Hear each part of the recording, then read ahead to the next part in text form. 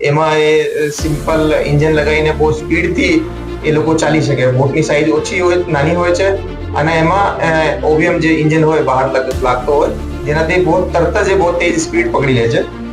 એના પાસેથી જ્યારે એની ચેકિંગ કરવામાં આવેલી તો 203 પેકેટ મળ્યા છે.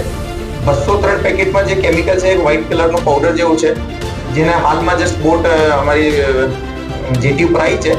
એનો એનાલિસિસ ચાલુ છે. એફએસએલ ત્યાં પહોંચી ગઈ છે.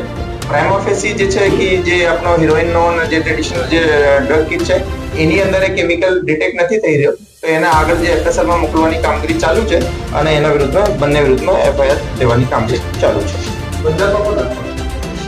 એ બાબતે આ બંનેનો અમે એની પાસેથી એક ફોન મળ્યો છે, આપણે બતાવવા માંગીએ છીએ, અને ફોનની અંદર થોડો ઘણો ડેટા છે, જેના આધારે અમને એમાં થોડી આગળ મળશે એવી અમને લાગે છે.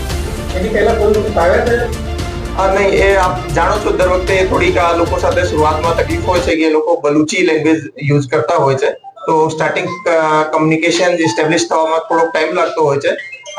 એ લોકોએ જે રીતે સ્પીડ બોટમાં અહીંયા સુધી આવ્યા છે, તો એ વધારે ડેરિંગ કહેવાય, કારણ કે નાની બોટમાં 2 લોકો જ એટલી દૂર આવવાના એ થોડો રેર હોય છે. તો એ લોકોની હિસ્ટ્રી હશે એવો મારો પ્રાથમિક રીતે માનવાનો છે. કોઈ ઇનપુટ આમાં સપોર્ટ એમનું પણ લોકલ અમને અમારી જે ઇન્ફોર્મેશન છે એમાં પંજાબ થી કોઈ માણસે ડિલિવરી લેવાનો હતો.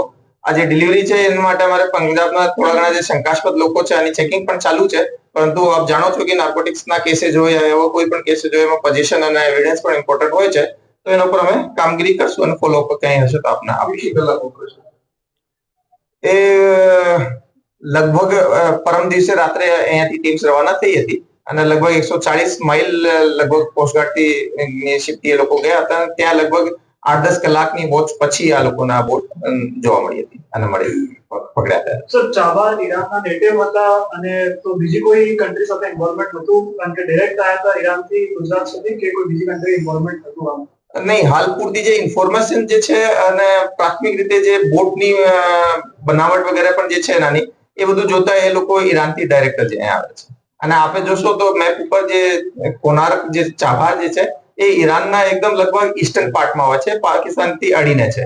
તો એમ ડિસ્ટન્સ અગર બંદર અબ્બાસ વગેરેથી આપણે કમ્પેર કરીએ તો એ ઇન્ડિયાથી નજદીક થાય છે. બોટમાં સેવા ડ્રગ્સ સિવાય અન્ય કોઈ બોટની અંદરથી હથિયાર કે એવું કંઈ મળી આવ્યું? ના, એ જે શંકાસ્પદ કેમિકલ હાલ મળ્યો છે એના સિવાય હું કીધા આપને કે એને જે ખાવા પીવાની વસ્તુઓ થોડી ઘણી અને થોડા એક મોબાઈલ ફોન, આ બેસિક જરૂરિયાત વાળી વસ્તુઓ એમાં પાસેથી અમને મળી આવી. બોટ પાસે શું વ્યવસ્થા કરી રહ્યા હતા? કેટલા દિવસની વ્યવસ્થા હતી અમારી લોકો પાસે ખાવા પીવા રહેવાની?